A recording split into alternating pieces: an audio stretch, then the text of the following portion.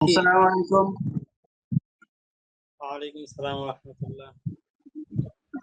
DG পডকাস্টের সম্মানিত দর্শক আব্দুল সালাম ভাই সবাইকে শুভেচ্ছা জানিয়ে শুরু করতেছি।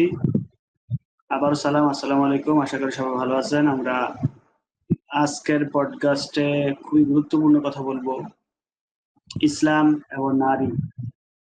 বর্তমান বাংলাদেশ এবং নারী, কোথায় মাদের মহিলাদের মর্যাদা বেশি, এ বিষয়ে আমি বিস্তারিত কথা বলবো। বর্তমান সরকার নারী কমিশন গঠন করতেছে, বা এটার সাথে ইসলামের কি কি দিকের মিল আছে, কি কি দিকের সাংঘর্ষিক আছে, আমরা আমাদের জায়গা থেকে ফুটিয়ে তুলবো। বাকিটা গ্রহণ করা বা মানার, একজন মুসলিম হিসেবে সবারই দায়িত্ব মানার, গ্রহণ করার, কিন্তু এটা আপনাদের ব্যক্তিগত বিষয়। আমরা সরকারকে ডিরেক্ট কোনো সমালোচনা করতেছি না, আমরা জাস্ট আমাদের দিক থেকে আমাদের যে জিনিসটা ভালো লাগছে সেটা আমরা অ্যাকসেপ্ট করতেছি, সেটার প্রশংসা করতেছি। যে জিনিসটা খারাপ লাগছে, যেটা ইসলামের সাথে সাংঘর্ষিক, সেই জিনিসটা নিয়ে আমরা একটু আলোচনা করতেছি, এটাই। তো আব্দুল সালাম ভাই আমাদের সাথে আছেন, আমাদের লেকচারার। আব্দুল সালাম ভাই কিভাবে শুরু করবেন, কোথা থেকে শুরু করবেন? ইন্নাল হামদুলিল্লাহ ওয়াসসালাতু ওয়াসসালামু আলা মান লা নাবিয়্যা বা'দা। আমাদের বাংলাদেশের প্রেক্ষাপটে ইসলামের যে চর্চার যে পরিক্রমা, এই জিনিসটাতে বারবারই ইসলামটাকে মানে বিভিন্ন গোষ্ঠী যারা উন্নয়ন এবং অগ্রগতির প্রতিবন্ধক হিসাবে দেখাইতে চায়, এবং সেই সংখ্যাটা কিন্তু আপনার খুব বেশি না। দেখা গেছে যে বিগত সরকারের সময় হয়তোবা কিছু ব্লগার ছিল যারা আপনার ইসলামকে নিয়ে সমালোচনা করতো, ক্রিটিসাইজ করতো এবং কটূক্তি করতো। বাট ইসলাম যেহেতু কখনো কারো ধর্ম বা কারো মানে পার্সোনালিটি নিয়ে কটূক্তি করা, তিরস্কার করা, এগুলোকে নিষেধ করে, যার কারণে মুসলিমরা কোনো ধরনের মানে ধর্মপ্রাণ মুসলিম তাদের মানে কর্মকাণ্ডের প্রেক্ষিতে কোনো ধরনের এই ধরনের কটূক্তি বা তিরস্কার এইসব করতে যায় না। কিন্তু মুসলিমরা যেটা করে সর্বদার জন্য, যে তারা এই জিনিসটাকে প্রতিবাদ করে, হয়তো সমালোচনা করে যে না, এই করার এই কাজটা ঠিক হয়নি। এই জিনিসটা প্রতিবারেই দেখা গেছে যে ইসলামকে মানে অল্প কিছু সংখ্যক মানুষ, হ্যাঁ, যেখানে বাংলাদেশে আপনার 90% যদি মুসলিম বলা যায়, তো এরা সবাই কিন্তু ইসলামকে ধারণ করে, লালন করে, এবং তারা কিন্তু তাদের আবেগের জায়গায় কিন্তু তারা ইসলামকে মানে স্থান দিচ্ছে। কিন্তু এই যে গুটি কয়েক মানুষ, যেটা হয়তো বা আপনার 10 একটা সংখ্যা হতে পারে, হ্যাঁ, এই সংখ্যাটায় সবসময়ের জন্য ইসলামকে তারা হাতিয়ার করছে, এবং হাতিয়ার করে তারা দেখাইতে চাইছে যে ইসলামটা বাংলাদেশের জন্য আমাদের অগ্রগতির প্রধান অন্তরায়।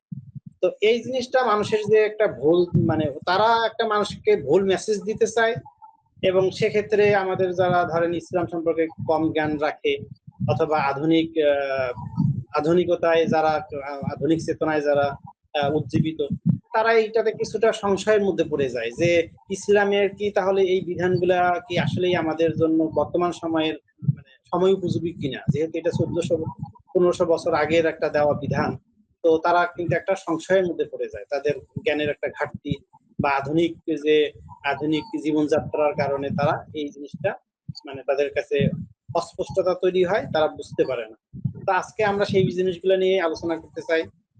তো বর্তমান সময়ের একটা ক্রাইসিস মুহূর্ত একটা যেটা চলতেছে, সেটা হচ্ছে যে বিগত সরকারের সময় আমরা যেটা দেখছিলাম যে বিভিন্ন ব্লগাররা ইসলাম নিয়ে কটূক্তি করত, কিন্তু এই জুলাই পরবর্তী জনতার যে মানে একটা ভালোবাসা এবং আস্থার যে একটা সরকার তৈরি হয়েছিল, সেই তো সরকারকে কিন্তু আপনার সর্বোচ্চ যদি শক্তি যদি কথা বলা যায়, যে এই জুলাই পরবর্তী সরকার, এই যে তত্ত্ব মানে আপনার উপদেষ্টাদের পরিচালিত সরকারের যদি সবচেয়ে বড় শক্তির জায়গাটা বলা যায়, সবচেয়ে বড় শক্তির জায়গাটা ছিল কিন্তু এই আমাদের ধর্মপ্রাণ মুসলিম সমাজটা। এই বাংলার যে 90% যে মুসলিম সমাজ, এরা এটার কিন্তু নিরঙ্কুশ একটা সমর্থন, এবং শুধু সমর্থন না, ভালোবাসা, আস্থা সবকিছু দিয়েই কিন্তু এই সরকারের প্রতি ছিল। কিন্তু দুঃখজনক একটা ঘটনা যেটা হচ্ছে যে সরকার বিভিন্ন কমিশন করছে সংস্কার করার জন্য, সেখানে কিন্তু এই এই সরকার, বর্তমান সরকার একটা কমিশন করছে, নারী সংস্কার কমিশন, যেটা তাদের রিপোর্ট প্রকাশ পাওয়ার পরে এটা এত বেশি মানে সমালোচনা এবং প্রতিবাদের সম্মুখীন হয়েছে, যেটা অন্য কোনো কমিশন দ্বারা হয়নি। এর মানেই হচ্ছে যে ধরেন সংবিধান সংশোধন কমিশনও হয়েছে, কিন্তু এইসব কমিশনও কিন্তু এমন কোনো রিপোর্ট তারা লিপিবদ্ধ করেনি যেটা সরাসরি এই বাংলার যে মানুষ তাদের আহ, যে আবেগ, বিশ্বাস, তারপরে অভ্যাস, হ্যাঁ, এগুলোর এগুলোর বিপরীতে চলে যায়, এরকম এমন কোনো সুপারিশ তারা করেনি। হয়তো কিছু শব্দগত কিছু বিষয় আছে যেগুলো নিয়ে আলোচনার প্রয়োজন আছে, এবং এগুলো সংশোধন অবশ্যই করতে হবে, যেগুলো ইসলামের সঙ্গে সাংঘর্ষিক। এরকম কিছু শব্দ আছে বা কিছু শব্দ আছে যেগুলো সংশয় তৈরি করে যে এটার আসলে মূল সংজ্ঞা কি হবে। তো এতটুকুই, কিন্তু এই কমিশনটা সরাসরি এমন একটা কাজ করছে যে আপনার সরাসরি ইসলামকে তারা প্রতিপক্ষ বানাই ফেলছে। এটা তাদের একটা মানে আহ বলতে গেলে বড় ধরনের একটা তাদের মানে চিন্তা চেতনার যে একটা ঘাটতি, তাদের তারা যে মানুষ হিসেবে তাদের যে যে বিশ্বাস এবং একটু দাঁড়াতে কষ্ট।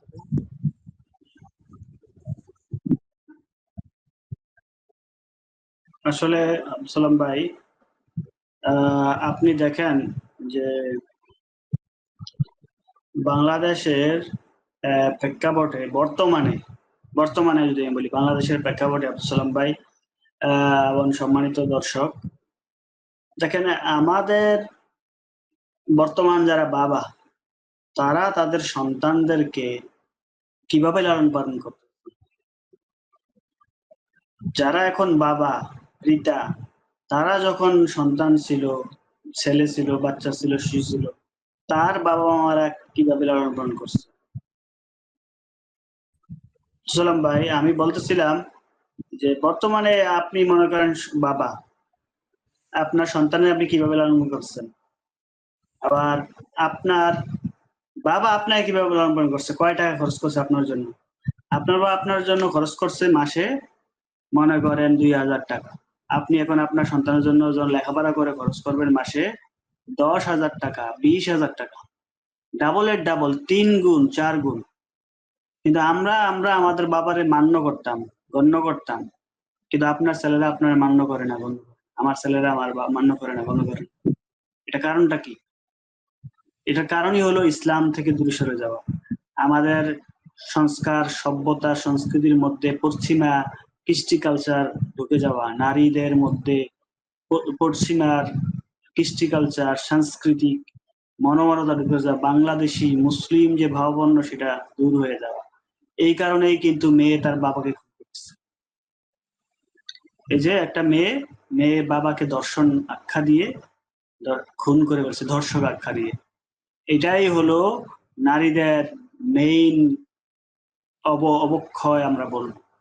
তারা ইসলাম থেকে দূরে যাওয়ার কারণেই আজকে আপনার এই একটা মেয়েকে মেয়ের বাবা সে বেশি ডাবল ডাবল টাকা দিয়ে খরচ করে মানুষ করতেছে, কিন্তু ভালোবাসাটা পাচ্ছে না। আমরা যতটুকু শ্রদ্ধা করতাম বা আমার বাবা আমার দাদাকে যতটুকু শ্রদ্ধা করতো, আমার ছেলেরা আমাদের করবে না, করতেছে না। কিন্তু তাদের পিছিয়ে আমরা কিন্তু খরচ বেশি করতেছি, টাকা খরচ বেশি করতেছি, কিন্তু তারা ওই খরচটাই নিয়ে পশ্চিমা অমুসলিম ইসলামিক সংস্কৃতির সাথে ছেলেমেয়েরা মিশে গিয়ে ইসলাম থেকে দূরে যাওয়ার কারণে এটা শুধু এটা এটা একটা ব্যাপক সমস্যা। সেটার সাথে কিন্তু জড়িত আপনার নারী কমিশন, সেটার সাথে কিন্তু জড়িত নারী কমিশন, পশ্চিমা সংস্কৃতির সাথে জড়িত। তো আমরা কিন্তু এটা বুঝতেছি না, এটা কিন্তু এই কারণেই কিন্তু নারীরা এখন ছেলে বাপকে খুন করতেছে, মেয়ে বাপকে খুন করতেছে। ঠিক আছে, এই যে সমকামী হচ্ছে, এইসব কিছু হচ্ছে। তো এটা মেইন থিংটা এখানে আমরা ইসলাম থেকে দূরে সরে গেছি।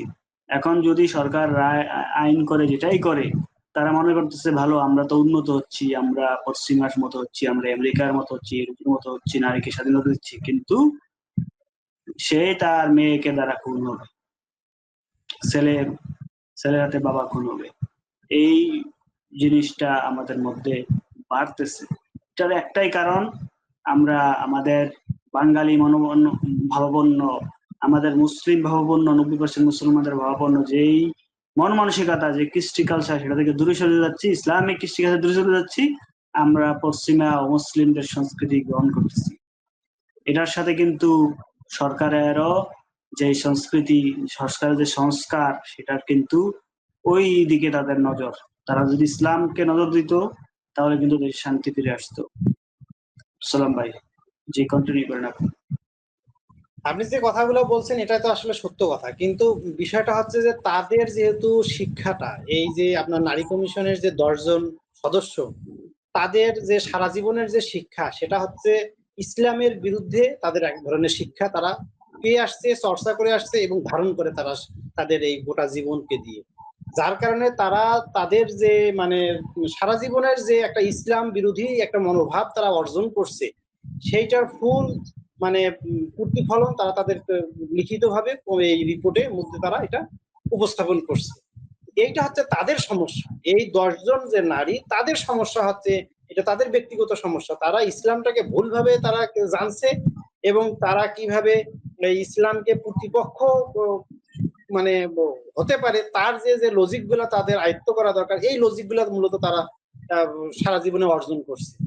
কিন্তু নারীর নারী তৈরি করে, কিন্তু এটার তাদের যে লজিক গুলা যে আসলে বাস্তবিক জগতে এসে এটা যে আসলে কাজ করবে না, এটা তাদের শুধু থিওরিতেই তাদের জন্য তো এটা তাদের কাছে সঠিক হতে পারে, কিন্তু এটা সমাজে যদি ফাংশনাল করতে যাওয়া হয় তাহলে যে পুরা সমাজ ব্যবস্থাটাকে ভেঙে চুরমার করে দিবে, এই শিক্ষা তো তাদের নাই, এইটা তো তাদের বিশ্বাস না। সুতরাং তাদের বিশ্বাস, তাদের 10 জনের বিশ্বাস যদি আজকে 18 কোটি মানুষের উপরে যদি চাপাই দেওয়া হয়, আজকে এই নারী কমিশনের প্রতিবেদনের বিপক্ষে কিন্তু হিন্দু যে ভাই বোনেরা আছে তারাও কিন্তু প্রতিবাদ করছে যে তাদের যে ধর্মীয় বিশ্বাস, এই বিশ্বাসকে এই কমিশনের মাধ্যমে এই বিশ্বাসকে লঙ্ঘন করা হয়েছে। তো এইরকম প্রত্যেকটা যারা ধর্মপ্রিয় মানুষ আছে প্রত্যেকেই কিন্তু এই কমিশনের যে রিপোর্ট, সেটাতে তারা তাদের যে মানে ধর্মীয় মানে স্বকীয়তা এবং স্বাধীনতার যে একটা অধিকার, সেটা যে খর্ব হবে এবং তারা যে শঙ্কিত, এটা কিন্তু তারা জানাইছে, প্রত্যেকটা মহলেই জানাইছে। এটা যেমন ইসলামের যারা ধারক আছে, যারা আলেম এবং ধর্মপ্রাণ মুসলিম, তারা যেমন এটার এই তাদের ধর্মীয় স্বার্থের সংখ্যার ব্যাপারটা যেমন জানাইছে, এরকম সনাতনী তারাও তাদের এখানে যেহেতু দ্বিতীয় মানে জনসংখ্যা বহুল হচ্ছে সনাতনী ভাই বোনেরা, তারাও তাদের সংখ্যার জায়গাটা জানাইছে। তো দেখা যাচ্ছে যে এই কমিশনের যে প্রতিবেদন বা এই কমিশনের যে মানে প্রয়োগিক দিকটা, এটা কিন্তু প্রত্যেকটা ধর্মের যে ধর্মীয় স্বাধীনতা বা ধর্মীয় যে স্বার্থ রক্ষার যে একটা অধিকার, এটা কিন্তু খর্ব হচ্ছে। তো এই জায়গাটাতে মানে আমাদেরকে যেটা বুঝতে হবে যে আসলে নারী কমিশন তারা একটা প্রতিবেদন দিছে, এই প্রতিবেদনটা আমাদেরকে কতভাবে ক্ষতিগ্রস্ত করতে পারে এ নিয়ে অনেক ধরনের যারা আছে তারা আলোচনা করছে অলরেডি। তো আমি এখানে বিস্তারিত আলোচনায় যাব না, এখানে যে অল্প মানে মোটা দাগে যে কয়টা কথা বলবো সেটা হচ্ছে যে দেখেন এখানে আপনার ভাই বোনের যে সম্পত্তির যে একটা উত্তরাধিকারের কথা বলা হয়েছে, যে এখানে সমান সমান হতে হবে। আচ্ছা, সমান সমান যে হতে হবে, তারা তো এই সুপারিশটা করলো না যে এখানে ভাই বোন শুধু সমান সমান সম্পত্তি নিবে না, বরঞ্চ সমান সমান দায়িত্ব পালন করবে, এই সুপারিশটা তো তারা করলো না। তাহলে যদি এই সুপারিশটা যদি তারা না করে থাকে যে সমান সমান দায়িত্ব পালন করতে হবে, যেহেতু তারা সমান সমান সম্পদ নিবে, তো এই ধরনের যদি ইনসাফ ভিত্তিক কথা না বলে, তার মানে কি যে নারীরা শুধুমাত্র সমান সমান সম্পদ নিবে কিন্তু তারা সমান দায়িত্ব পালন করবে না? তাহলে এটা কোন ধরনের কথা হলো যে আমি দায়িত্ব পালনের সময় আমি নাই, কিন্তু আমি সম্পদ নেওয়ার ক্ষেত্রে আমি সবার আগে আছি। তো এইটা তো কোনো ধরনের জ্ঞান এবং ইনসাফের কথা হলো না। তাহলে তারা যে একটা বৈষম্য, এখানে এই সরকারটার কাজ ছিল বৈষম্যহীন একটা সমাজ তৈরি করা, বৈষম্যকে দূরীকরণ করা। তো এখানে তো নতুন করে বৈষম্যের তো মানে একটা আয়োজনের তারা সুপারিশ করলো যে নারীরা বোনেরা কোনো ধরনের দায়িত্ব পালন করবে না, কিন্তু তারা সম্পদ দেবে। কিন্তু ইসলামের ভারসাম্যটা দেখেন কিরকম। ইসলাম বলছে যে পুরুষেরা, ছেলেরা বা ভাইরা ডাবল নেবে, কেন? কারণ তারা দায়িত্ব পালন করবে, তারা তাদের বোনেরও দায়িত্ব পালন করবে, তারা তাদের বাবা মা সহ আরো যা আছে সবারই দায়িত্ব পালন করবে, আত্মীয় স্বজনেরও দায়িত্ব পালন করবে। তো সেই অর্থে, সেই শর্তে কিন্তু ছেলেদেরকে ডাবল দেওয়া হয়েছে, সেই শর্তে। এখন নারীরা যদি সমান চায়, তাহলে তো তাদেরকেও তো এইখানে সুপারিশ করা উচিত ছিল যে নারীদেরকেও সমান দায়িত্ব পালন করতে হবে। এই সুপারিশটা কিন্তু তারা করেনি। এখন দেখেন আপনার এখানে দুইটা কন্ট্রাডিক্টরি আইনে তারা সুপারিশ করছে। একটা বলতেছে যে মেরিটাল রেপ হতে পারে, মেরিটাল রেপ হওয়া উচিত, এটা একটা তারা সুপারিশ করছে। আরেকটা তারা সুপারিশ করছে যে পতিতালয়কে আইনি বৈধতা দিতে হবে। এই যে এই দুইটা যে সুপারিশ করলো, এই দুইটা সুপারিশের মধ্য দিয়ে নারীদের কি স্বার্থটা রক্ষা কি হবে? একটা আমাদের বাংলাদেশের 80% মানুষ কি গ্রামীণ নির্ভর, গ্রামে তারা বসবাস করে। 80% মানুষ গ্রামে বসবাস করে। এই যে 80% মানুষ যদি গ্রামে বসবাস করে, তাহলে এখানে যে অর্ধেক মানুষ যে যারা নারী আছে, তারা তারা তাদের শেল্টারটা কোথায়? তাদের আশ্রয়স্থলটা কোথায়? তাদের আশ্রয়স্থল তো অবশ্যই তাদের বাবার গৃহ অথবা স্বামীর গৃহ। তারা করলো কি, তারা আপনার আইন করতেছে যে এই মেরিটাল রেপ হতে পারে। মেরিটাল রেপ যদি হয়, আসলে কি কাসর ভাই আপনি আমরা ছেলে মানুষ, সেই হিসাবে আমরা তো এই কথাটা বলতে পারি, একটা ছেলেকে কি কখনো আটকানো সম্ভব? একটা ছেলেকে কিন্তু বাধা সম্ভব না। একটা পুরুষ মানুষকে কোনোভাবে আপনি বাঁধতে পারবেন না, এইটা সম্ভব না। আপনি যখন তার ঘর বন্ধ করবেন, তখন তার জন্য বাহির উন্মুক্ত হয়। আপনি যখন তার জন্য একটা নিরাপদ যে গৃহ, এইটা যদি তার জন্য যদি আপনি এটাকে যদি আপনি আইনি মানে বাধ্যবাধকতায় যদি তাকে আপনি বাঁধতে চান, তাহলে সে কিন্তু বাহিরে চলে যাবে। এই জায়গায় কিন্তু নারীদের যে স্বার্থটা কিভাবে খর্ব হচ্ছে দেখেন। আপনি যখন আইন করে একটা ছেলেকে বা একটা পুরুষকে আপনি সন্ত্রস্ত করতেছেন যে তুমি যদি এখানে কোনো ধরনের মানে নারীর, তোমার স্ত্রীর সঙ্গে যদি তুমি অমতে চলে যাও, তাহলে কিন্তু তোমার স্ত্রী তোমাকে একটা মামলা দিতে পারবে, যেটা হচ্ছে যে মেরিটাল রেপের একটা মামলা দিতে পারবে। কারণ সংসারের মধ্যে বিভিন্ন ধরনের উত্থান পতন থাকতেই পারে, সেখানে অনেক সময় সংকট তৈরি হয়, অনেক সময় ভালোবাসার সম্পর্ক থাকে, রাগ অভিমান থাকে, এভাবেই করে একটা মানুষের জীবন চলে। তো এই যে সংসারে যদি একটা পুরুষকে যদি আপনি আইনি একটা ভয় দেখান যে তুমি কিন্তু ফৌজদারি একটা মামলায় তুমি অপরাধী হইতে পারো, তাহলে ওই পুরুষটা কি কোথায় যাবে? ওই পুরুষটা বাহিরে যাবে, এবং বাহিরে যাওয়ার জন্য তারা আবার একটা একই সঙ্গে তারা একটা আইন করতেছে যে কি, যে এই পতিতালয়গুলোকে আইনি বৈধতা দিতে হবে, বা যারা যৌনকর্মী আছে তাদেরকে একটা বৈধ পেশা হিসেবে স্বীকৃতি দিতে হবে। তা আপনি তার ঘরটাকে সংকুচিত করলেন এবং বাহিরটাকে আপনি তার জন্য উন্মুক্ত করলেন। এতে করে এই যে বাংলার যে নারীরা, গ্রামের যে নারীরা, এই নারীদের কি স্বার্থ রক্ষা পাইলো এখানে? তারা তাদের ঘরের মধ্যে তাদের স্বামীকে তারা পাবে না, তাদের সংসার নষ্ট হয়ে যাবে। আবার ওই একই স্বামী এই যেটা তার স্ত্রীর সঙ্গে তার বৈধ একটা সম্পর্ক করার সুযোগ ছিল, সেইটা আপনি একটা বাহিরের অবৈধ সম্পর্কে একটা ইসলামে অবৈধ, কিন্তু আপনি রাষ্ট্রীয়ভাবে বৈধতা দিয়ে তাকে আপনি বাহিরের দিকে নিয়ে গেলেন। তাহলে এটা কোন ধরনের নারীর স্বার্থ রক্ষা করার একটা কমিশনের সুপারিশ হতে পারে? এইভাবে করে দেখা যাচ্ছে যে নারীদের যে আসলে স্বার্থ, সেই স্বার্থ কোনোভাবে এই সুপারিশ, এই নারী কমিশনের সুপারিশ দিয়ে এটা আপনার সংরক্ষিত হয় না। এখন দেখেন, আমরা যদি বলি যে আফ্রিকার যে আর্থসামাজিক অবস্থা, তাদের যে সংস্কৃতি, এই সংস্কৃতি অনুসারে যদি এখন কেউ যদি আফ্রিকা থেকে এসে বলে যে তাদের মধ্যে এই ধরনের নিয়ম কানুন আছে, আইন আছে, আমরা এইটা আমাদের নারীদের মধ্যে এটা অ্যাপ্লাই করি, নারী কমিশন একটা করলাম, করে সুপারিশ করলো যে আমরা আফ্রিকান নিয়ম কানুন এখানে বাস্তবায়ন করি, তাদের সংস্কৃতি আমরা এখানে বাস্তবায়ন করি, এটা কি আমাদের বাংলার মানুষেরা কি এটাকে গ্রহণ করবে? করবে না। কেন করবে না? কারণ আমরা জানি আফ্রিকার আর্থসামাজিক অবস্থা আমাদের থেকে নিম্ন, এই জন্য এটা আমরা করবো না।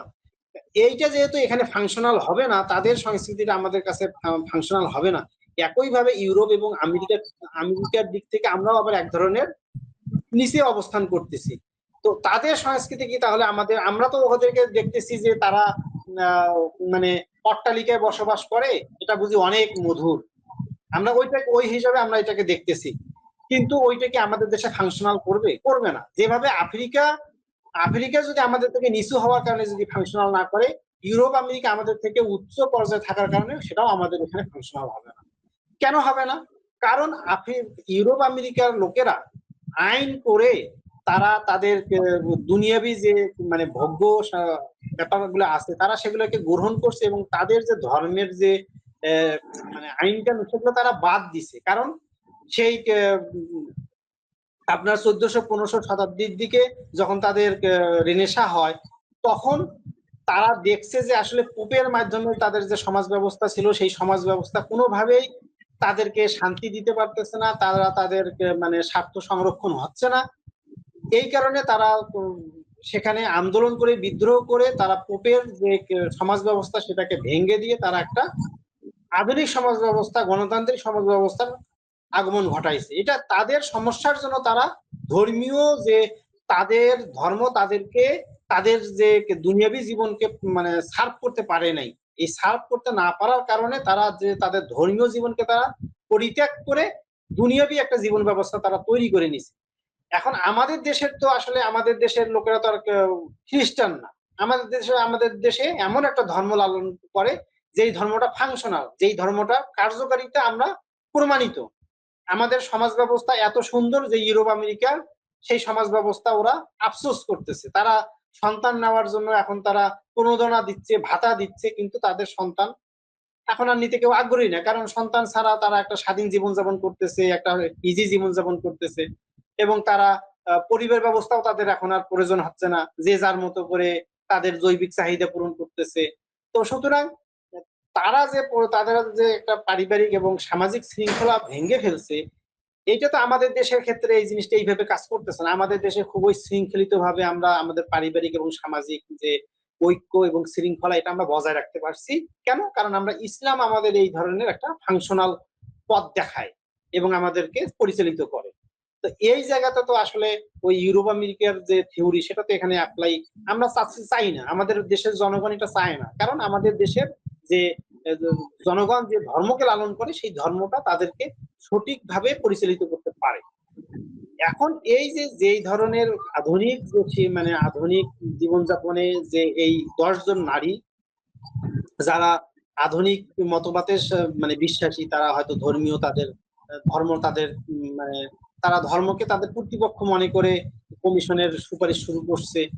তো তারা যে কাজটা করতে এখানে চায় যে যারা আধুনিক জীবনযাপন করতে ইচ্ছুক তাদের জন্য একটা সিভিল ল করবে, এটা তারা ব্যাখ্যায় বলছে। একটা টিভি চ্যানেলের টক শোতে তারা এই ব্যাখ্যায় বলতেছে যে আমরা একটা সিভিল ল এর সুপারিশ করতেছি। তো সিভিল ল এর যদি তারা সুপারিশ করে, তাহলে এখন আমাদেরকে বলতে হবে যে তারা আমাদেরকে দেখাচ্ছে কি যে ইসলাম নারীদের অগ্রযাত্রায় প্রতিবন্ধক। তো নারীদের অগ্রযাত্রায় প্রতিবন্ধক কি হিসাবে? যে এখানে নারীদের যে মানে যে ধরনের উত্তরাধিকার যেটা পাওয়ার কথা সেটা পাচ্ছে না। তারপরে এভাবে আপনার সংসার জীবনে গিয়ে নারীরা দেখা যাচ্ছে যে বঞ্চনার শিকার হচ্ছে। এই যে বিভিন্ন তারা যে ক্রাইসিস ইসলাম হিন্দু ধর্ম কি দিচ্ছে? হিন্দু তো কিছুই দিচ্ছে না। হ্যাঁ, বিভিন্ন ধরনের তারা কি করছে যে বিভিন্ন যে ক্রাইসিস গুলো সমাজে আছে, মানে ইসলামকে তারা পালন করতেছে না। আমাদের বাংলার যে মুসলিম যারা এই যে ইসলামের যে ল গুলো দেওয়া আছে এগুলো যারা পালন করতেছে না, সেই জিনিসটাকে আবার হাতিয়ার করে তারা বলতেছে যে ইসলাম এখানে নারীদেরকে মানে নারীদের যে স্বার্থ এটা সংরক্ষণ হয় না ইসলামের মাধ্যমে। তো তারা ইসলামকে কি করলো, যেই লোকটা ইসলাম পালন করলো না এটা তার দুর্বলতা, তার ত্রুটি, এই ত্রুটিটাকে তারা হাতিয়ার বানায় কি করলো, হাতিয়ার বানায় বলতেছে যে ইসলাম নারীদের স্বার্থ সংরক্ষণ করতেছে না, সুতরাং আমাদেরকে কি করতে হবে, সিভিল ল করতে হবে। এই জায়গায় আমি বলতে চাই যে তারা যদি তাদের 0.0000 সামথিং একটা সংখ্যা জন্য যদি তারা এই সুপারিশ করে যে আমাদের যারা ইসলাম পালন করতে চায় না তারা যে এই সিভিল লর মাধ্যমে তাদের সমস্যার সমাধান করবে, তাহলে এই যে একটা বৃহৎ জনগোষ্ঠী 90% মানুষের যে বৃহৎ জনগোষ্ঠী যারা ইসলামিক জীবনযাপনে জীবনযাপনকে যারা গ্রহণ করে নিছে তাদের সমস্যাটাকে সমাধান করার জন্য তারা কোনো ধরনের সুপারিশ করেনি। তো আমাদের যারা এই ইসলাম প্রিয় ধর্মপ্রিয় আমরা যারা মানুষ আছি আমাদেরকে এই দাবিটা করতে হবে যে যেহেতু ইসলাম মানুষ না পালন করার এটা তার দুর্বলতা, কিন্তু এইটাকে আবার হাতিয়ার করে ইসলামকে তারা কর্তৃপক্ষ যেহেতু বানাইতে চাচ্ছে, সুতরাং আমাদের দাবি হবে এরকম যে এই ইসলামিক যেমন পারিবারিক একটা আইন আমাদের দেশের বলবৎ আছে, এই পারিবারিক আইনটাকে কার্যকর রাখার জন্য এবং এখানে যে আইনি যে ভায়োলেশন গুলো হচ্ছে যারা পালন করে না তাদেরকে এই আইনি যে মানে বাধ্যবাধকতায় আনার জন্য, জবাবদিহিতার জায়গায় আনার জন্য একটা মুসলিম পারিবারিক আদালতও আমরা দাবি করি। যেভাবে একটা মুসলিম পারিবারিক আইন আছে সেই আইনকে রক্ষণাবেক্ষণ করার জন্য, তদারকি করার জন্য এবং বাস্তব ক্ষেত্রে প্রয়োগ করার জন্য আমাদের যারা মুসলিম আমরা যারা আছি আমরা এই দাবিটা করি যে আমাদের জন্য একটা মুসলিম পারিবারিক একটা আদালত করা হোক, যেখানে আপনারা যে যুক্তিগুলো নিয়ে আসতেছেন যে এখানে নারীদেরকে তার অধিকার দেওয়া হচ্ছে না, এই অধিকারটা যেন দেওয়া হয় সেজন্য পারিবারিক আইনের আলোকে একটা মুসলিম পারিবারিক একটা আদালত করতে হবে, যেই আদালতের মাধ্যমে এই সমস্যাগুলো সমাধান করতে হবে। মূলত কিন্তু এই যে তারা যেটাকে সমস্যা হিসেবে উপস্থাপন করতেছে এই সমস্যার কিন্তু প্রকৃত সমাধানার্থে মুসলিম পারিবারিক আদালত, কিন্তু তারা বলতে যাবে না, কারণ এটা বললে তো তাদের সর্বনাশ। যার কারণে তারা কি করছে, তারা আপনার উল্টা একটা প্রস্তাব নিয়ে আসতেছে যে ইসলাম নারীদেরকে তার অধিকার দিতে পারতেছে না, সুতরাং একটা এখানে সিভিল ল নিয়ে আসতে হবে। এইরকম হচ্ছে তাদের একটা ব্যাপার যে মাথা যেহেতু ব্যথা করে মাথাটা কেটে ফেলে এখানে একটা রোবোটিক মাথা সেট করতে হবে, রোবোটিক মাথা সেট করলে তাহলে আর এই মাথা ব্যথাটা করবে না। তো এই যে তাদের যে এই ধরনের একটা মানে বাঁকা রাস্তায় তারা পথ দেখাচ্ছে, যেই পথ আসলে ইউরোপ আমেরিকার সংস্কৃতি, ইউরোপ আমেরিকার ধর্ম এখানে চলে না, যেমন এখানে যেমন খ্রিস্টান ধর্ম নেই তেমনি ইউরোপ আমেরিকার যে সংস্কৃতি এটাও এখানে চলবে না, কারণ এখানে খ্রিস্টান নাই, সুতরাং ওদের যে সংস্কৃতি সেটাও এখানে চলবে না। এখানে যেহেতু মুসলিম সংখ্যাগরিষ্ঠ জনগোষ্ঠী এখানে, সুতরাং এখানে সেই আলোকেই চিন্তা করতে হবে এবং এইটার কার্যকরী একটা ব্যবস্থা হচ্ছে যে মুসলিম পারিবারিক আদালত করতে হবে। এবং আমরা একই সাথে এই কথাটা বলতে চাই যে যেহেতু মানে এই বাংলাদেশের ইতিহাসে বারবার ইসলামকে প্রতিপক্ষ বানানো হয়েছে, তো আমি মনে করি যে এটা আমাদের একটা মুসলিম সমাজ থেকে একটা দাবি যাওয়া উচিত যে এই মুসলিম স্বার্থ রক্ষা করার একটা কমিশন হওয়া উচিত। কেন বারবার এখানে তো 90% মুসলিম, তো 90% মুসলিম যেখানে এই দেশের জনগোষ্ঠী, সেখানে তাদের যে ধর্মীয় যে সমস্যাগুলা হবে বা ধর্মীয় যে তাদের একটা ধর্মীয় স্বাধীনতা তো রক্ষা হওয়া উচিত, ধর্মীয় যে অধিকার সেই অধিকার তো তার থাকা উচিত। এই থাকার স্বার্থেই তাদের একটা ধর্মীয় স্বার্থ রক্ষা কমিশন হওয়া উচিত, যে যার আলোকে আপনার ইসলাম ধর্মেরও স্বার্থ রক্ষা পাবে এবং অন্যান্য যারা ধর্মাবলম্বী আছে তাদেরও স্বার্থ যেন রক্ষা পায়, এটা হতে পারে। এটা যদি করতে না পারে তাহলে ইসলামিক যে ফাউন্ডেশন আছে সেটাকে আরো বেশি মানে এর কার্যপরিধিকে আরো সম্প্রসারিত করে এটাকে এমন মানে বহুমাত্রিক রূপ দেওয়া উচিত যার মাধ্যমে মুসলিমদের যে স্বার্থগুলা এগুলার রক্ষণাবেক্ষণ করার দায়িত্ব যেন ইসলামিক ফাউন্ডেশন পালন করে। এবং ইসলামিক ফাউন্ডেশনে বিশেষ করে ইসলামিক ফাউন্ডেশনটা একটা অন্যান্য মানে যে মন্ত্রণালয় বা অধিদপ্তর আছে সেটার মতো একটা হয়ে গেছে, অথচ হওয়া উচিত ছিল যে ইসলামিক ফাউন্ডেশনে আপনার আলেম ওলামারা এখানে পদাধিকার পাবে এবং তারা এখানে ডিসিশন মেকার হিসেবে কাজ করবে, তারা এটাকে কিভাবে ফাংশনাল করা যায় এইটার একটা প্রতিষ্ঠান হওয়া উচিত ছিল। কিন্তু সেটা না হয়ে দুঃখজনক ভাবে এটা একটা মানে চাকরি করার একটা স্থান, জাস্ট একটা অধিদপ্তর হয়েছে, অফিস হয়েছে যেখানে মানুষেরা চাকরি করে, অথচ এটা একটা ইসলামিক ফাংশনাল একটা প্রতিষ্ঠান, কিন্তু তার কোনো মানে কার্যকারিতা আমরা দেখতে পাই না। তো কাউসার ভাই, জি আব্দুল সালাম ভাই, সম্মানিত দর্শক, আশা করি আপনারা বুঝতে পারছেন আমাদের বর্তমান তত্ত্বাবধায়ক সরকার বলি যেটাকে বা অন্তর্বর্তীকালীন সরকার বলি যেটাকে বলি, ডক্টর ইউনূস স্যারের সরকার যে সংস্কার করতেছে, নারী সংস্কারের মধ্যে যেই দিকগুলো আমাদের মুসলিমদেরকে ভাবায় আমাদের মুসলিমদেরকে ছোট করে, খাটো করে, আমাদের ইসলামের সাথে সাংঘর্ষিক সেই দিকগুলা কিন্তু খুব সুন্দরভাবে আব্দুল সালাম ভাই কথা বললেন। তো এইগুলা কিন্তু সংস্কার ফাইনাল বা চূড়ান্ত সংস্কার এগুলা কিন্তু সংশোধন করা উচিত। সেটা কিন্তু হিন্দু মুসলিম সকল পর্যায়ে থেকে এটার বিষয়ে জোরালো প্রতিবাদ এবং কথা আলোচনা, টকশো, সমালোচনা চলতেছে। তা আমার মনে হয় সরকারের দিকে এটা দৃষ্টি দিবেন, দৃষ্টি দিয়ে এগুলো ঠিকঠাক করার চেষ্টা করবেন। আসলে 90% মুসলিম দেশে আমাদের আইনগুলা সেভাবেই হওয়া উচিত। এটা বিগত সরকার নাই, এখন নতুন সরকার, জুলাইয়ের পরে নতুন দেশ, স্বাধীন দেশ। এখানে যদি আমাদের ম্যাক্সিমাম এখন রাজনৈতিক একটি দল কিন্তু ইসলামিক পন্থী, আপনি যেটাই বলেন, তারা থাকা সত্ত্বেও ইসলামকে এভাবে খাটো করে, ইসলামিক আইনকে এভাবে পিছনে ফেলে আইনগুলো সংস্কার করা হচ্ছে, এটা খুবই দুঃখজনক। এই মুসলিম রাজনৈতিক দলগুলো তাহলে কি করে, তারা কেন আছে?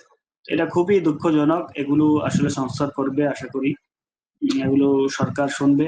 আসলে নারী সংস্কার কমিশন গঠন করার জন্য যাদেরকে দায়িত্ব দেওয়া হয়েছে তাদেরও এইটার জন্য পারফেক্ট কিনা, তারা এটা জানে কিনা, তারা প্রত্যেকটা ধর্মে নারীকে কি বলে, কিভাবে মূল্যায়ন করে, মুসলিম ধর্মে কিভাবে মূল্যায়ন করে, হিন্দু ধর্মে কিভাবে মূল্যায়ন করে, প্রত্যেকটা ধর্মীয় নারী তাদের ধর্মীয় ইসলামকে অনুযায়ী চলবে, হিন্দু নারীরা তাদের ধর্ম অনুযায়ী চলবে, সেটাকে অবশ্যই প্রায়োরিটি দিয়ে করা উচিত। তারা যদি এগুলো বাদ দিয়ে 7 সমুদ্র 13 নদী পার হয়ে একটা পশ্চিমা সভ্যতাকে ঢুকিয়ে দেওয়ার চেষ্টা করা হয়, তাহলে সেটা কিন্তু হবে হিতে বিপরীত। সেটার কারণে কিন্তু বাড়বে এই যে নারীদের এখন কিন্তু পতিতালয় বললে একটা গালি মনে হয় বা একটা খারাপ লাগা হয়, তারা লাইসেন্স দিতে যাচ্ছে, তাহলে তো প্রতিটা মুখ দিয়ে যে কোনো নারীকে বললে সমস্যা হবে না। তো এগুলা কিন্তু দেখার বিষয়। এগুলোর জন্য আমরা সংশ্লিষ্ট কর্তৃপক্ষ যারা দায়িত্বে আছেন তাদের দৃষ্টি আকর্ষণ করি, তারা যেন এটাকে গুরুত্ব সহকারে দেখে এবং ইসলামিক দলগুলো সহ বর্তমান সরকার এবং আচ্ছা ভাই, এগুলো কাজ করবেন। জি আব্দুল সালাম ভাই বলেন। আচ্ছা ভাই, এখানে একটা ভয়াবহ ধরনের একটা মানে হ্যাঁ, যে ভয়াবহ দিক তো ভাই, যদি এরকম নারী হয়। সংস্কার কমিশনের নারী সংস্কার কমিশনের যে প্রতিবেদনটাতে একটা ভয়াবহ ধরনের একটা মানে বিষয় অনুপস্থিত, যেটা খুবই মানে একটা শঙ্কার বিষয়, যে এই বর্তমান সরকার কিন্তু জুলাই পরবর্তী একটা মানে চেতনা সরকার। সেই সরকারের মাধ্যমে গঠিত একটা নারী কমিশন, যেখানে আপনার জুলাই বিপ্লবে যে নারীরা ক্ষতিগ্রস্ত হয়েছে, সেটা একজন জুলাই বিপ্লবের কর্মী হিসেবে হতে পারে, অথবা আপনার জুলাই বিপ্লবে যে সকল ছাত্র ভাইরা আহত নিহত হয়েছে, তাদের হয় কারো হয়তো সন্তান হতে পারে, কারো কোনো নারীর স্বামী হতে পারে, কোনো নারীর পিতা হতে পারে। এরকম যে সকল জুলাই বিপ্লবে যে সকল মানে পুরুষ আপনার আহত এবং নিহত হয়েছে, তাদের তাদের সঙ্গে কিন্তু অবশ্যই তার মা আছে, তার স্ত্রী আছে, তার সন্তান কন্যা থাকতে পারে।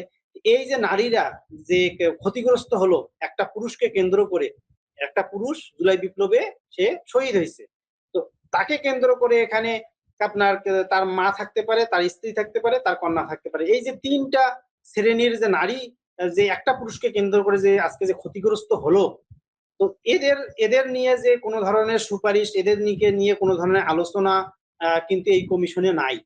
এটা কিন্তু একটা অনেক বড় একটা মানে এই কমিশনের একটা ত্রুটি, যে জুলাই বিপ্লবকে মানে জুলাই বিপ্লবের মাধ্যমে গঠিত একটা কমিশন, অথচ সেই কমিশনে সরাসরি জুলাই বিপ্লবে যারা যে নারীরা ক্ষতিগ্রস্ত হয়েছে, সেটা একজন নারী কর্মী হিসেবে হোক অথবা একজন পুরুষের মানে সংশ্লিষ্ট হওয়ার কারণে এই তিন শ্রেণীর নারী যেভাবেই হোক না কেন, এই নারীদের যে ক্ষতিপূরণ কিভাবে হতে পারে, এদের পুনর্বাসন কিভাবে হতে পারে, এই নারীরা তাদের জীবন এই যে আজকে 7-8 মাস হয়ে গেল, এই নারীরা কিরকম জীবনযাপন করতেছে, তাদের গল্পগুলা, তাদের জীবনের গল্পগুলা কিরকম, এগুলা কিন্তু এই কমিশনের মধ্যে আলোচনা করা হয়নি।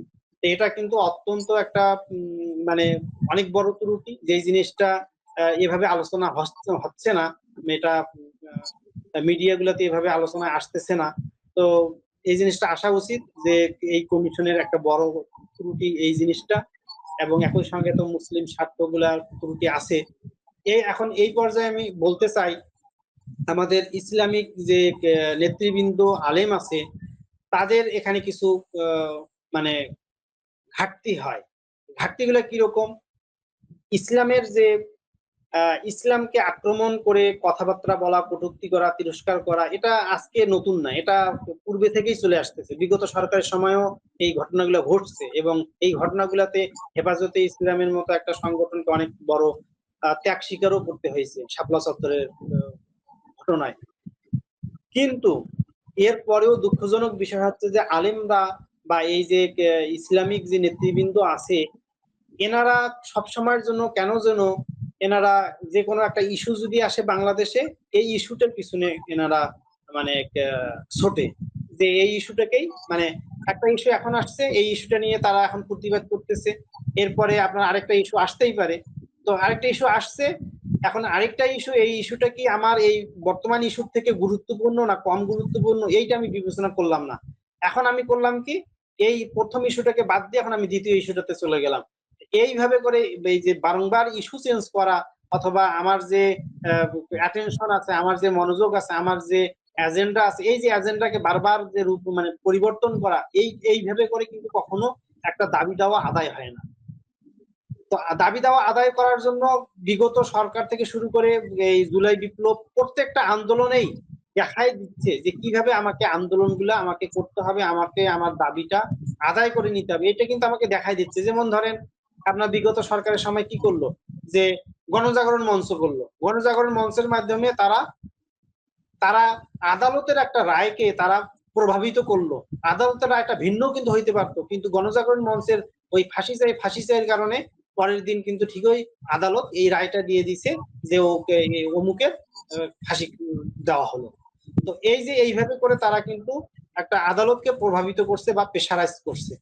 তেমনি আপনার জুলাই বিপ্লবও দেখাই দিচ্ছে কিভাবে দাবি দেওয়া আদায় করে নিতে হয়। কিন্তু দুঃখজনক বিষয়, আমাদের এই আলেম সমাজ, এই যে আজকে নারী কমিশনের যে ব্লগাররা কি করতো, ব্লগাররা আপনার একজন দুইজন ইসলাম নিয়ে তিরস্কার করতো। আর আজকে নারী কমিশন তারা আমাদের দেওয়া মানে ট্যাক্স, আমাদের দেওয়া যে অর্থ, সেই অর্থ খরচ করে তারা আমাদের বিপক্ষে একটা আইন তৈরি করার একটা প্রস্তাবনা পেশ করলো। এই জায়গাটাতে আলেমরা কি করা উচিত ছিল? আলেমদের, যেহেতু এটা রাষ্ট্রীয় পৃষ্ঠপোষকতায় এই কাজটা হইল, আলেমদের দরকার ছিল এইরকম পারিবারিক যে মুসলিম পারিবারিক আদালতের একটা দাবি করে, এবং মুসলিম এবং ধর্মীয় স্বাধীন মানে স্বার্থ রক্ষা করার একটা কমিশনের দাবি করে তারা কিন্তু একটা এরকম গণজাগরণ মঞ্চের মতো একটা মঞ্চ করতে পারতো। হ্যাঁ, যেরকম ইনকিলাব মঞ্চ ওরা করছে, হ্যাঁ, এরকম মঞ্চ করে এরা অবস্থান নিয়ে এরা কিন্তু দাবি এটাকে বাস্তবায়ন করা না পর্যন্ত তারা কিন্তু এটাতে অটল থাকতে পারতো। কিন্তু তারা এটা কি করে, তারা একটা সমাবেশ করে অথবা একটা বিক্ষোভ মিছিল করলো, করে শেষ। এইটা দিয়ে আসলে হয় না, এইটা দিয়ে এইটা যে কাজ করে না, এইটা যে কাজ করে না, ফাংশনাল হয় না, এটা তো প্রমাণিত। এরপরেও কেন যেন এই মুসলিম নেতৃবৃন্দ এনারা তাদের যে আন্দোলনের যে কর্মপন্থা, এটা চেঞ্জ করে না, এটা দুঃখজনক। হয়তো আমরা ছোট মানুষ, আমাদের এই কথায় তো আসলে ওই প্রভাব পড়বে না, কিন্তু একটা আলেম যখন সে যখন একটা, তার যেহেতু একটা ফেস ভ্যালু আছে, তার একটা জনসমর্থন আছে, ওনারা যদি এই ধরনের বিষয়গুলো যদি প্রস্তাবনা আকারে বলতো, তাহলে কিন্তু মুসলিম যে কমিউনিটিটা আছে এরা কিন্তু ওই আলেমদেরকে সমর্থন দিত, এবং এই ধরনের একটা মঞ্চের মাধ্যমে, অবস্থান কর্মসূচির মাধ্যমে, এটা কিন্তু দেখেন, আপনার আওয়ামী লীগকে নিষিদ্ধ নিয়ে কিন্তু অনেক ধরনের এই 7 মাস ধরে কিন্তু কথাবার্তা সমাবেশ হয়েছে, কিন্তু হয়নি। কিন্তু যখন তারা একটা অবস্থান কর্মসূচি নিল, তখন কিন্তু ঠিকই 2 দিনের মাথায় এই জিনিসটা একটা আইন করা হলো। তা এই জিনিসগুলা দেখেও যদি আলেমরা যদি ওই পন্থায় না হাঁটে, এবং তারা যদি ওই ইস্যুর পিছনে ছোটে, তাহলে কিন্তু কোনো কালেই মানে ইসলামের যে স্বার্থ সেটা সংরক্ষিত হবে না। এভাবে ওই দিনের পর দিন, বছরের পর বছর আপনার মানে তারা 10টা আইনের প্রস্তাব করছে, একটা আইন হলো। 1 বছর 2 বছর পর আরেকটা আইন হবে, আবার 2 বছর পর আবার আরেকটা ইসলাম বিরোধী আইন হবে। এইরকম করে দেখা যাবে যে তারা তাদের স্বার্থ কিন্তু ঠিকই আদায় করে নিচ্ছে। এলজিবিটি আমাদের দেশে এগুলো ছিল না, এগুলো কিন্তু এখন মোটামুটি ওই যে একটা আইন করার কারণে, মানে একটা আলোচনা তোলার কারণে আপনার আইনটা কিন্তু হয়নি, বাট এটা আমাদের দেশে একটা সাধারণ যে জনগোষ্ঠী আছে তারা কিন্তু জেনে গেল, এই মেসেজটা কিন্তু তাদের কাছে চলে গেল যে এলজিবিটি বলে একটা ব্যাপার স্যাপার আছে এটা। এবং সেইটার যখন একটা ইয়াং ছেলে মেয়ে জানবে, তখন তারা স্বাভাবিকভাবে এটাতে কৌতূহল হবে, জিনিসটা সম্পর্কে জানার চেষ্টা করবে, জানবে, এবং জানার পরে তার কারো কারো কাছে এটা ভালোও লাগবে, তারা আবার এটাকে প্র্যাকটিসও করবে, যেটা নমুনা এখন আমরা দেখতে পাচ্ছি যে আপনার মেয়েকে প্রেম মানে ভালোবাসতেছে, হ্যাঁ, মেয়েকে ভালোবাসতেছে। তো এই যে জিনিসগুলো, এগুলো তো আগে ছিল না আমাদের দেশে, কিন্তু ওই যে এগুলাকে একটা সংস্কৃতি হিসাবে আমাদের দেশে আনার যে একটা মানে প্রচেষ্টা, সেই প্রচেষ্টাকে যখন আমাদের দেশের আলেমরা এটাকে প্রতিবাদ করছে, এটা হয়তো বাস্তবায়ন হয়নি, কিন্তু মেসেজটা তো চলে গেল মানুষের কাছে। এইভাবে করেও তারা তাদের যে সফলতা গুলো আদায় করে নিচ্ছে। এবং তারা তো আপনার 1-2 বছরে এই মানে সফলতা চায় না, তারা 30 বছর, 40 বছর, 50 বছরে তারা একটা পর্যায়ে যেতে চায়। তো এবং তারা কিন্তু যাচ্ছেও। তো আমাদের আলেমদেরও মধ্যে এই জিনিসটা হওয়া উচিত যে আজকে যখন মুসলিম পারিবারিক আইন যদি থাকতে পারে, তাহলে এই আইনটাকে বাস্তবায়ন করার জন্য মুসলিম পারিবারিক আদালত কেন থাকবে না? এবং শুধু তাই না, আমাদের দেশে যেভাবে ইসলামিক আমাদের দেশে জেনারেল ব্যাংকও আছে, আবার ইসলামিক ব্যাংকও আছে। ইসলামিক ব্যাংক যদি থাকতে পারে, এই ইসলামিক ব্যাংক কি জন্য? যারা সুদী লেনদেন করতে চায় না, তাদের জন্য তো ইসলামিক একটা ব্যাংকিং সিস্টেম চালু করা হয়েছে আমাদের দেশে। তো এইটা যদি চালু হতে পারে, তাহলে আমাদের দেশে তো এরকম অনেক মুসলিম আছে যারা আপনার একটা ইসলামিক আদালতও চায়, যে আমাদের ইসলামিক এরা নারী কমিশন যদি সিভিল ল যদি দাবি করতে পারে, তাহলে আমরা এই যে 90% মুসলিম, আমরা কেন একটা ইসলামিক আদালত দাবি করতে পারি না? তো আমাদের তো একটা ইসলামিক আদালত থাকতে পারে, ইসলামিক পারিবারিক আদালত থাকতে পারে, এবং শুধু ইসলামিক আদালতও থাকতে পারে ইসলামিক ব্যাংকিং এর মতো। এই দাবিগুলো আমাদেরকে এটা আলোচনা করে সরকারকে এই জিনিসটা বুঝায় যে আমাদের বাংলার জনগণের যদি আপনি স্বার্থ যদি সংরক্ষণ করেন, বাংলার মানুষের যদি আপনি সমর্থন যদি চান, তাহলে এই দাবিগুলো আপনাকে মেনে নিতে হবে। আপনি যদি মেনে নেন, তাহলে বাংলার জনগণ আপনাকে শুধু সমর্থনে করবে না, আপনাকে ভালোবেসে আপনাকে আপনার মানে সুখে দুঃখে সর্বদাই আপনার পাশে থাকবে এই বাংলার জনগণ। এই জিনিসটা সরকারকেও বুঝাতে হবে। তো সেই দায়িত্বটা আলেমদেরকেই মূলত পালন করতে হবে। ওকে, ধন্যবাদ আব্দুল সালাম ভাই, খুব সুন্দর বলছেন, একটা খুব সুন্দর কথা আসলো আপনার মাধ্যমে। আসলে দেখেন, বাংলাদেশে 90% উপরে মুসলমান, 90, 92, 94 যেটাই হোক, এখন আপডেট হবে, এটা আপডেট সব আছে। তো যেটাই হোক, এদের জন্য কিন্তু খুব সুন্দর কথা বলছেন।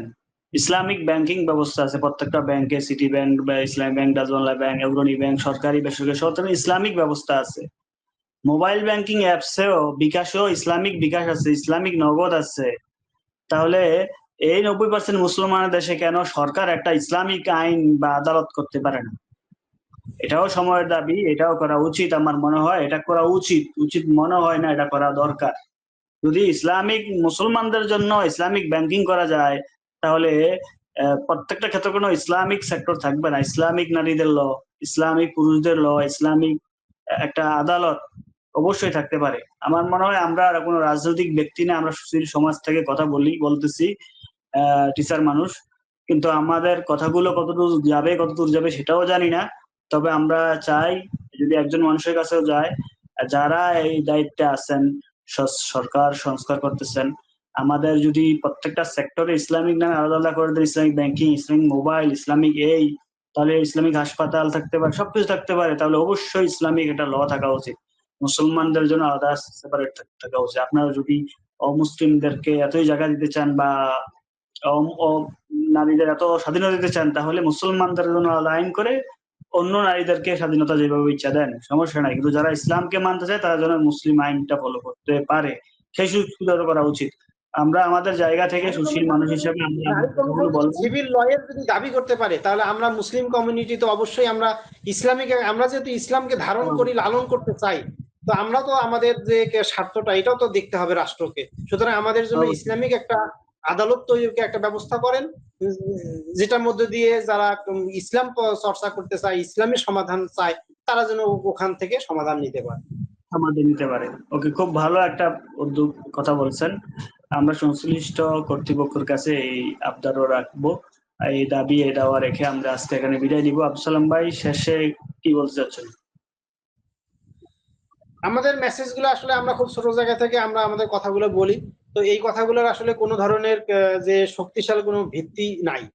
এটা শুধু মানে বলা উচিত, আমরা আমরা ব্যক্তি হিসাবে এবং আমরা একজন মুসলিম সচেতন ব্যক্তি হিসাবে আমাদের যেটা বলা উচিত আমরা সেটাই আপনাদের সামনে হয়তো বলতেছি। তো এটার যেহেতু আমরা যেহেতু এমন কোনো গুরুত্বপূর্ণ ব্যক্তি না যেটার মেসেজটা আপনার মানে মুসলিম যারা আলেম ওলামা আছে বা ইসলামিক দল আছে তারা এটাকে মূল্যায়ন করবে, এরকম কোনো ব্যাপার না। তো এজন্য আপনারা যারা আমাদের দর্শক আছেন, আপনাদেরকে এই জিনিসটা যদি আপনারা গুরুত্ব দেন, এই আপনাদের গুরুত্বর মাধ্যমে এই জিনিসটা হয়তো বা আমাদের মুসলিম যে কমিউনিটি আছে সেখানে এই জিনিসটা গুরুত্ব পেতে পারে। আপনাদের প্রত্যেকের মানে এটার জোর প্রচেষ্টা যদি চালান, তবেই এটার কোনো একটা শক্তিশালী ভিত্তি আসতে পারে, নতুবা এটা শুধু হয়তোবা আমাদের কথার মধ্য দিয়ে এটা মানে বিলীন হয়ে যেতে পারে। তো এটাই আমার আমার কথা, যে এই মেসেজটা আপনাদের যাদের কাছে যাবে, আপনারা এটাকে যদি রিয়েলাইজ করেন, এটাকে যদি উপলব্ধি করেন, এর গুরুত্বটা যদি আপনারা যদি মনে করেন যে এটার গুরুত্বটা আসলেই আছে, তাহলে আপনাদেরকেও এটার গুরুত্বটাকে অন্যের সঙ্গে এটাকে আলোচনা করে, শেয়ার করে, বুঝায় এটার একটা শক্তিশালী ভিত্তি দিতে হবে। এবং এটার প্রত্যেকের দায়িত্বশীল আমরাই। আমাদের ইসলামের যে দায়িত্ব, এটা আমরাই দায়িত্বশীল। সুতরাং আমাদের ধর্মের দায়িত্ব আমাদেরকেই পালন করতে হবে। এটা একজন 10 জনের পক্ষ থেকে একজন পালন করে দিবে এমন কোনো বিষয় না। প্রত্যেকের যে আমরা মুসলিম হিসেবে আমাদের যে দায়িত্ব আছে, সেই দায়িত্ব যদি আমরা পালন করি, তবে এটা একটা সামষ্টিক একটা শক্তি পাবে। এটাই আমাদের দর্শকদের কাছে আমার এটা। সম্মানিত দর্শককে আবারও ধন্যবাদ জানিয়ে আমরা শেষ করছি। ধন্যবাদ আব্দুল সালাম ভাই, আপনাকেও খুব সুন্দরভাবে আজকে কথা বলছেন। আমাদের অনেক শিখার আছে এখান থেকে, আমরা চেষ্টা করব যেগুলো শিক্ষণীয়, আমাদের ধর্মীয় লাইফে গুরুত্বপূর্ণ সেগুলো আমরা গ্রহণ করব, যেগুলো বর্জনীয় আমরা বর্জন করব। সংশ্লিষ্ট কর্তৃপক্ষকে দৃষ্টি দেওয়ার জন্য আমরা অনুরোধ করতেছি আমাদের ক্ষুদ্র বয়স থেকে। ধন্যবাদ সবাইকে, ভালো থাকবেন। দেখা হবে পরবর্তীতে অন্য কোনো টপিকে, নতুন ব্রডকাস্টে। সে পর্যন্ত ভালো থাকবেন, সুস্থ থাকবেন। আল্লাহ হাফেজ, আসসালামু আলাইকুম।